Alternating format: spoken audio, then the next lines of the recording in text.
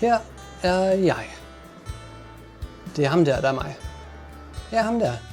Ham der hopper så forsigtigt ned af stolen og ind i det nye år, på trods af, at der virkelig ikke er så langt ned. Mit navn er Bertram. Jeg er 27 år gammel, men mit nye liv er kun lige begyndt.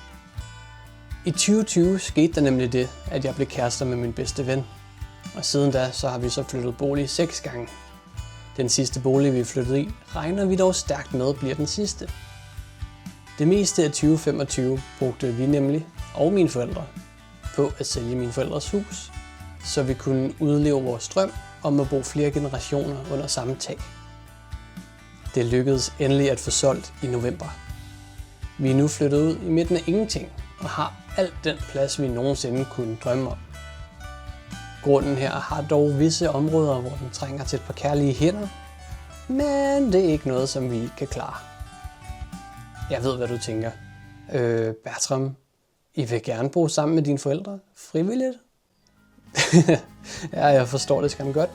Men situationen er den, at både min kæreste og jeg har ADHD og autisme, og vi kan begge ret nemt blive overvældet.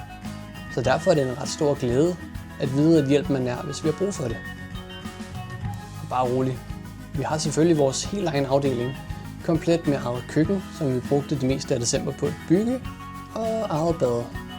Derudover har vi også vores soveværelse, som desperat trænger til en omgang maling. Og vores kontor, som engang var bryggers, og det er derfor fyldt med vandrør. Dem håber vi også på, at vi kan fjerne en dag, men for nu virker rummet fint til computerbrug. Vi har også en masse ophængt på væggen til vores kat Eevee. Hun er opkaldt efter Pokémon. Eevee. Både jeg og min kæreste er ret store fans af Pokémon som franchise, så selvfølgelig skulle hun hedde det. Vi har også en stor hund, som hedder Baloo.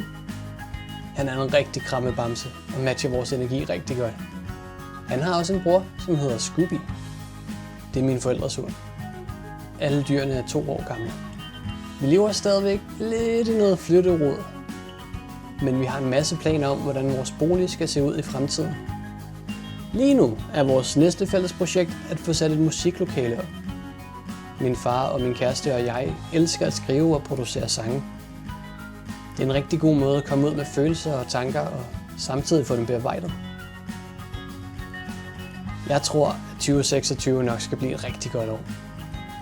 Nu har vi endelig fundet det rigtige sted til os.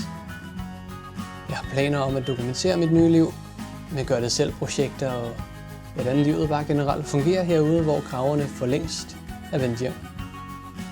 Så her er jeg. Godt nytår.